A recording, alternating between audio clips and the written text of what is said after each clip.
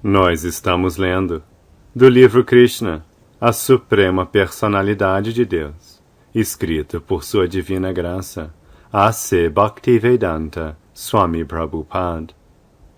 Capítulo 41. Krishna entra em Mathura.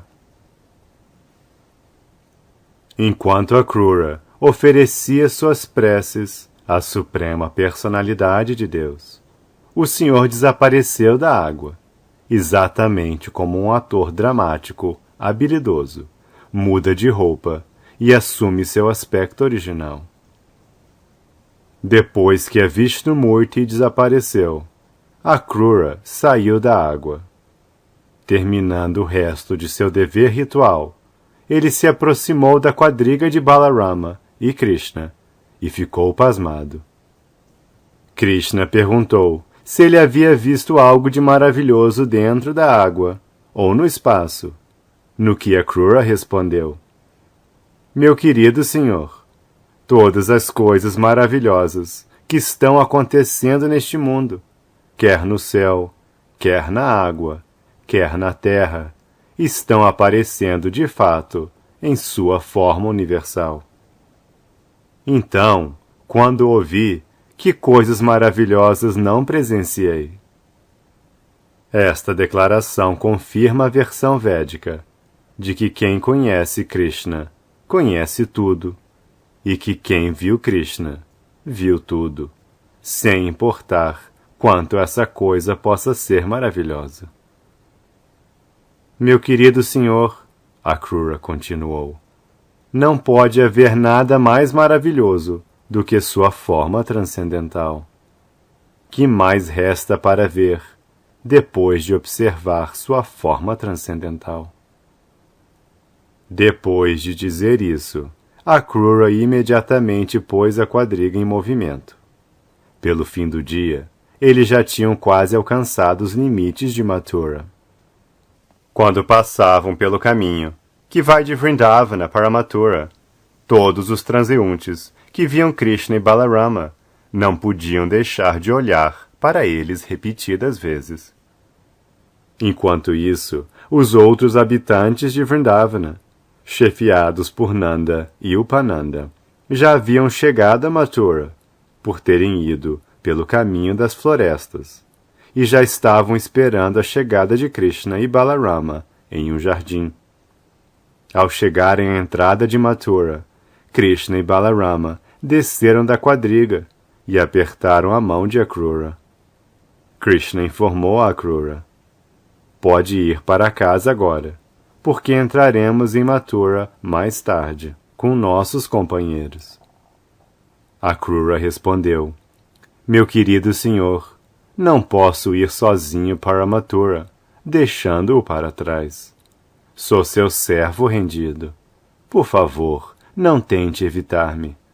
Por favor, venha comigo, com seu irmão mais velho e seus amigos vaqueirinhos, e santifique minha casa. Meu querido senhor, se isso acontecer, meu lar será santificado com a poeira de seus pés de lótus.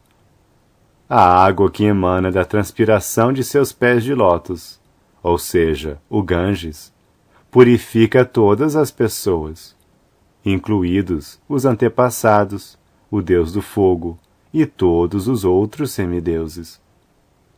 Bali Maharaj ficou famoso simplesmente por lavar seus pés de lótus, e todos os seus parentes alcançaram o planeta celeste por causa de seu contato com a água do Ganges.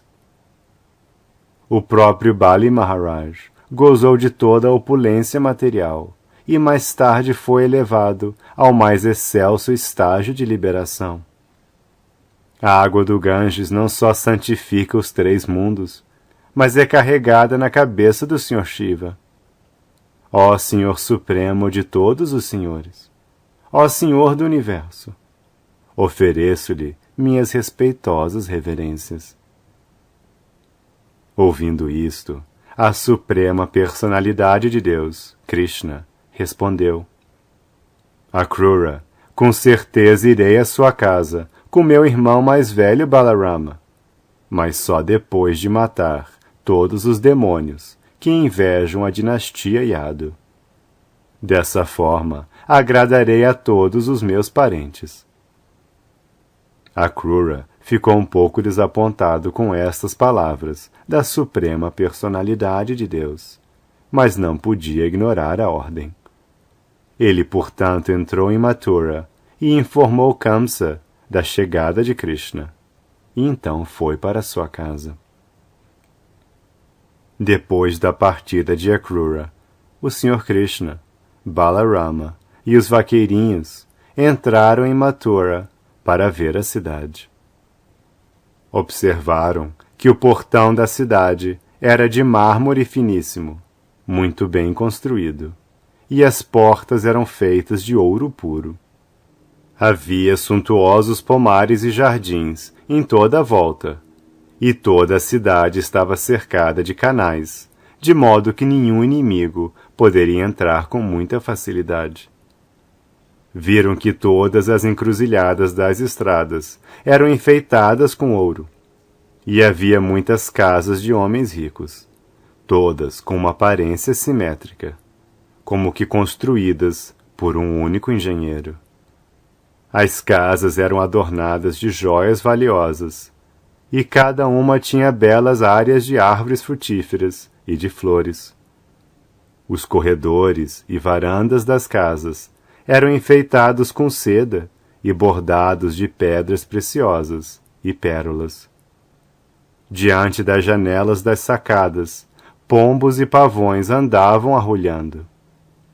Todas as lojas dos cerealistas da cidade estavam adornadas de diferentes espécies de guirlandas de flores, relva recém-crescida e flores agradáveis, como narcisos e rosas. As portas de entrada das casas estavam enfeitadas com potes cheios de água. Borrifara-se água misturada com iogurte, polpa de sândalo e flores à volta das portas, que também estavam adornadas com diversas lamparinas acesas de diferentes tamanhos. Sobre as portas havia decorações recentes de folhas frescas de mangueira e festões de seda. Quando se espalhou a notícia de que Krishna, Balarama e os vaqueirinhos estavam na cidade de Mathura, todos os habitantes se reuniram, e as senhoras e moças imediatamente subiram aos telhados das casas para vê-los. Tinham estado esperando a chegada de Krishna e Balarama com muita ansiedade. Em sua extrema avidez por ver Krishna e Balarama, as senhoras não se vestiram muito apropriadamente. Algumas delas puseram vestido de maneira errada. Algumas pintaram seus olhos de um lado só, e algumas tinham sinos de tornozelo só numa perna, ou tinham só um brinco. Assim, com muita pressa, nem mesmo decoradas como convém, elas foram aos terraços para poderem ver Krishna. Algumas delas estavam comendo, mas logo que ouviram que Krishna e Balarama estavam na cidade, deixaram de comer e correram para os telhados. Algumas estavam no banheiro, tomando banho, mas sem acabar de tomar banho direito, elas foram ver Krishna e Balarama. Algumas estavam ocupadas amamentando os filhos, mas deixaram seus filhos de lado e foram ver Krishna e Balarama. Passando muito devagar e sorrindo, o Sr. Krishna imediatamente roubou seus corações. Ele, que é o esposo da deusa da fortuna, passava pelas ruas como se fosse um elefante.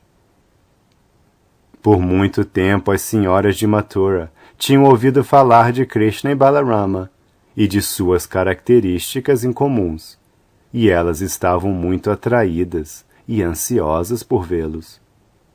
Agora que de fato viam Krishna e Balarama passando na rua e viam-nos sorrindo docemente, a alegria das senhoras chegou ao ponto do êxtase.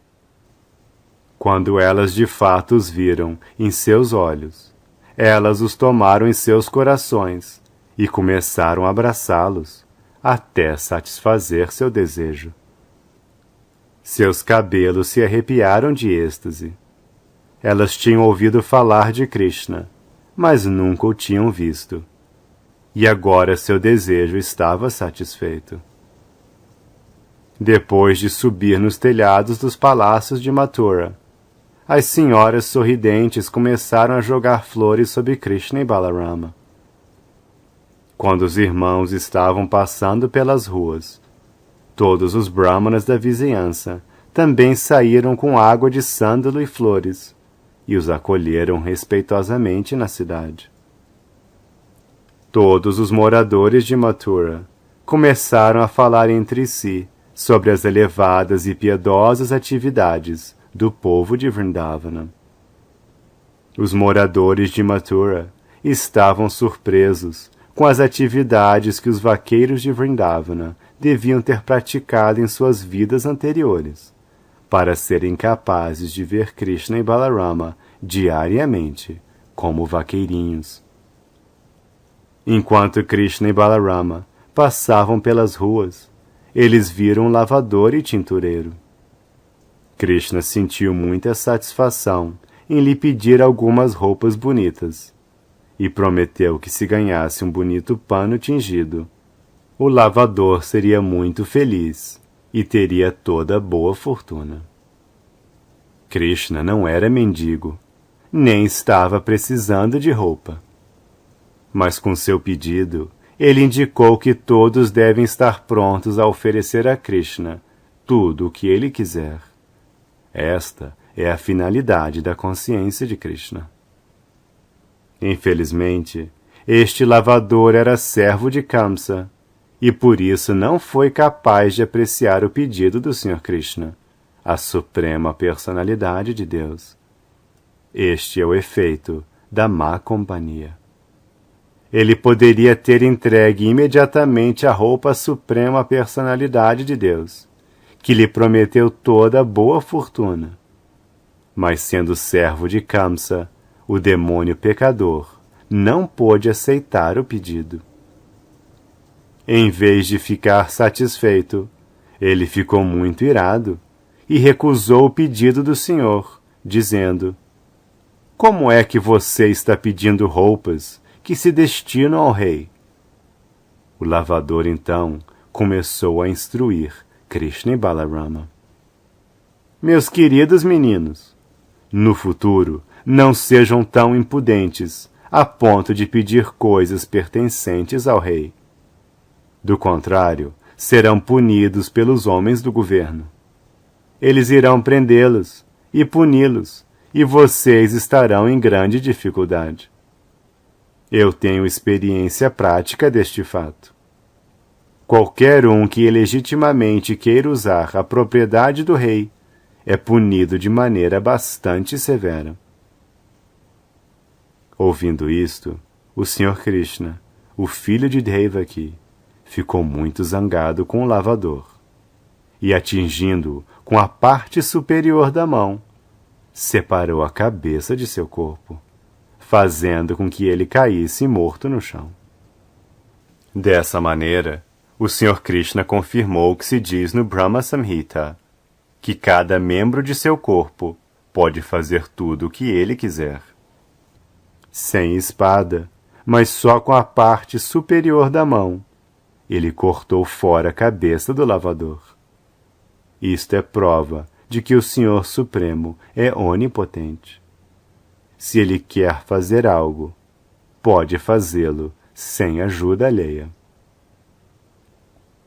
Depois deste incidente horrível, os empregados do lavador se dispersaram imediatamente, deixando as roupas por ali.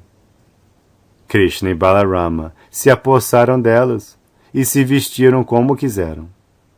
O resto das roupas foi oferecido aos vaqueirinhos, que também as usaram a seu gosto. O que não usaram ficou lá. Então continuaram a andar.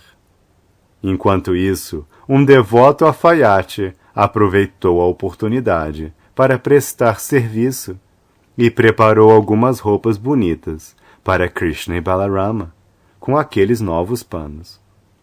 Vestidos com muito esmero, Krishna e Balarama pareciam elefantes, usando roupas coloridas, no dia de lua cheia ou no dia de lua nova. Krishna ficou muito satisfeito com o alfaiate e deu-lhe a bênção de Sarupya Mukti, que significa que depois de deixar o corpo, ele seria liberado e conseguiria um corpo exatamente como aquele do Narayana, de 4 mãos, nos planetas Vaikunta. Ele também lhe concedeu que, enquanto vivesse, ele ganharia opulência suficiente para poder gozar o prazer dos sentidos. Por este incidente, Krishna provou que aqueles que são devotos conscientes de Krishna não terão falta de gozo material do prazer dos sentidos. Terão oportunidade suficiente para ter estas coisas, mas depois de deixar esta vida, eles terão permissão de entrar nos planetas espirituais de Vaikuntha Loka, ou Krishna Loka, Goloka Vrindavana. Depois de se vestir com esmero, Krishna e Balarama foram a um florista chamado Sudama. Logo que chegaram aos arredores de sua casa, o florista foi para a rua e, muito devotado, prostrou-se com o rosto no chão, dando respeitosas reverências. Ofereceu um bom assento para Krishna e Balarama e mandou que seu ajudante trouxesse flores e nós de Betel com polpa de chandana. As boas-vindas do florista deixaram o senhor muito satisfeito. O florista ofereceu suas orações ao senhor com muita humildade e submissão, dizendo: Meu querido senhor, por ter vindo à minha casa, acho que todos os meus antepassados e todos os meus superiores adoráveis estão contentes e salvos. Meu querido senhor, você é a causa suprema de todas as causas desta manifestação cósmica. Mas para o benefício dos residentes deste planeta Terra, você apareceu com sua porção plenária para dar proteção a seus devotos e aniquilar os demônios, e é igualmente disposto como um amigo de todas as entidades vivas. Você é a super-alma e não faz distinção entre amigo e inimigo, mas fica satisfeito em dar a seus devotos os resultados especiais de suas atividades devocionais. Meu senhor, rogo que, por favor, me diga qualquer coisa que queira que eu faça, porque sou seu servo eterno. Se me permitir fazer algo, será um grande favor para mim. O florista Sudama estava muito contente em seu coração por ver Krishna e Balarama em sua casa. E assim, como seu maior desejo, ele fez 2 requintadas guirlandas de várias flores e deu-as de presente ao Senhor. Krishna e Balarama ficaram muito contentes com seu serviço sincero, e Krishna ofereceu ao florista sua saudação e a bênção que ele está sempre preparado a dar às almas rendidas. Quando o florista recebeu a bênção, ele pediu ao Senhor para continuar sendo seu servo eterno em serviço devocional e, por meio deste serviço, fazer o bem a todas as criaturas vivas. Através deste exemplo, fica claro que um devoto do Senhor, em consciência de Krishna, não deve se contentar apenas com o próprio avanço no serviço devocional. Ele deve estar disposto a trabalhar pelo bem-estar de todos os outros. Este exemplo foi seguido pelos 6 Goswamis de Vrindavana. Por isso se diz numa oração sobre eles: Lokanam ita karino. Os Vaishnavas, ou devotos do Senhor, não são egoístas. qualquer benefício que recebam da Suprema Personalidade de Deus, como bênção, eles querem distribuir a todas as outras pessoas. Esta é a maior de todas as atividades humanitárias. Estando satisfeito com um florista, o Sr. Krishna não só lhe deu bênçãos para o que ele quisesse, mas além de tudo isso, ofereceu-lhe todo tipo de opulência material, prosperidade familiar, longa duração de vida e tudo o mais que seu coração desejasse dentro do mundo material. Neste ponto, encerram-se os significados Bhaktivedanta do capítulo 41 de Krishna, intitulado Krishna entra em Mathura.